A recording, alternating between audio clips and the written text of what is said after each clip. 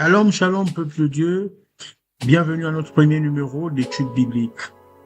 Pour cette année 2026 que nous plaçons sous le thème de 2026, une année de paix et de prospérité. Alors, en ce premier mois de janvier, placé sous le thème de Le Seigneur est mon berger, tiré du 23e livre des Psaumes, au verset 1, L'Éternel est mon berger, je ne manquerai de rien. Nous commençons cette première semaine avec le thème Dieu, source et garant de ma vie.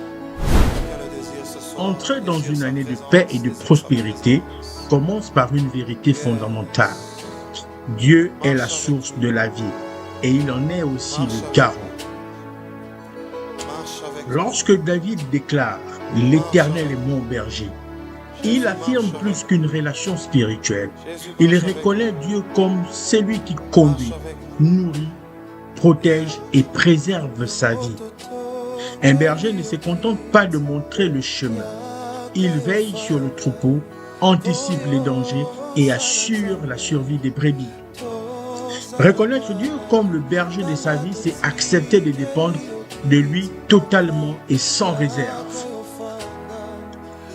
Nous ne devons nous appuyer ni sur notre intelligence, ni sur nos compétences, encore moins sur un homme.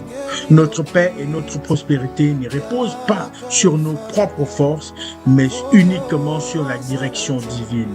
Là où Dieu conduit, il pourvoit. Là où il garde, il protège, car toutes nos ressources viennent du ciel et de lui seul. En ce début d'année, cette exhortation nous invite à repositionner notre confiance avant de chercher des solutions, des stratégies ou des garanties humaines. Nous sommes appelés à revenir à la source, Dieu lui-même. Car une vie conduite par Dieu est une vie sécurisée, équilibrée et féconde. Alors déclarons ensemble, Seigneur mon Dieu, je reconnais aujourd'hui que tu es la source de ma vie et le garant de mon avenir. Je choisis de te faire confiance, de marcher sous ta conduite et de remettre entre tes mains chaque domaine de mon existence. Conduis-moi, garde-moi et fais-moi entrer dans ta paix. Amen.